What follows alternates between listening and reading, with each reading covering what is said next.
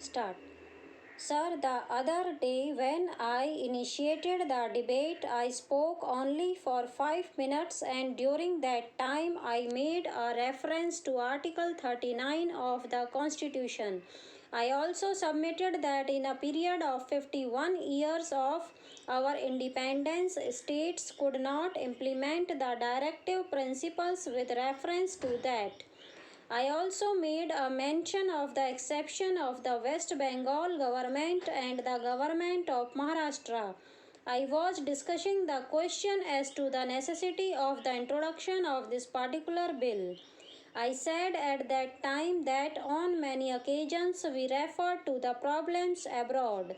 For example, when there is a price rise, it is usually said that there is a price rise in all countries and therefore we cannot help it. It is with reference to this I would also like to invite the attention of this august house and the honorable minister as to what is the position abroad. As far as this is concerned, if we have a look to other constitutions, a reference of which has been made to the constitutions of the world, we find there are about 21 countries in the world wherein this right to work has been recognized, and out of this 21 countries, China, Japan, USSR are there. Not only this, Ireland, from whom we took the inspiration for independence, has also included this right to work as a constitutional right. Not only this, but there are other countries also who, though have not included the right to work as a fundamental right in the Constitution, have provided for unemployment benefits. We find that there are about 28 countries, which include Switzerland, Sweden and Australia.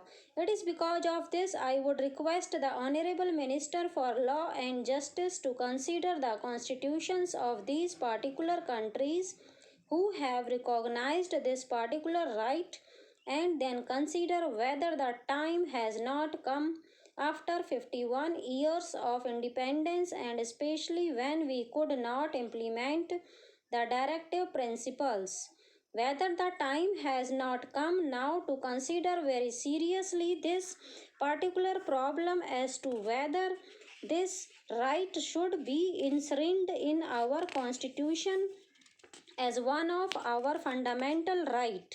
As far as our country is concerned, the government of West Bengal unanimously passed a resolution to this effect without exception of all the parties.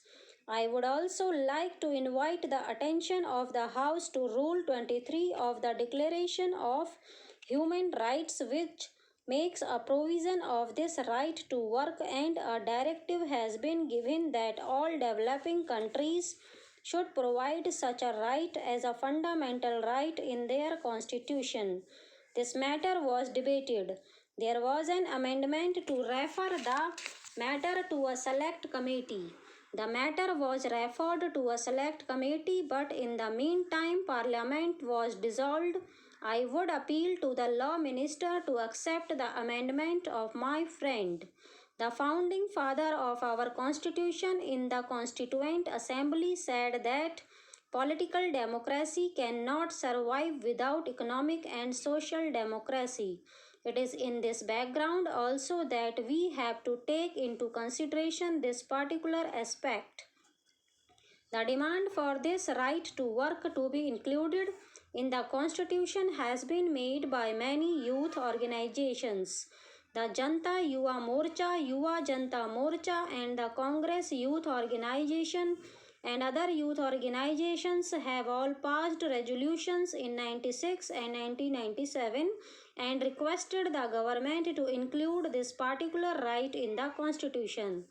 Not only that, I believe that there is no opposition to this bill because my honorable friend, who is not to be seen here now, has introduced a similar bill number 81 of 97, where the mentions that where a citizen is not provided with work to enable him to earn his livelihood, the state shall render him assistance with unemployment allowance.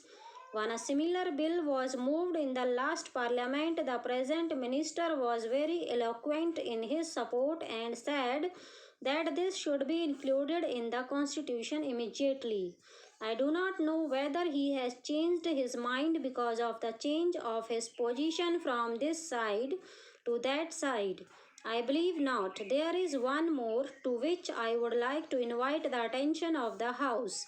Justice Khanna, when he was addressing the 15th annual convocation of Punjab University, said the commitment relating to right to work under Article 39 and 41 has, in the face of mounting unemployment, a strange ring of irony. These articles, he said, pose a question for all those who had been in charge of the affairs of the state as to how far they have carried out the mandate. He pleaded for solid hard work for carrying out the constitutional mandate. Lastly, there was a public demonstration by all the youths before the house of the Prime Minister here. Stop.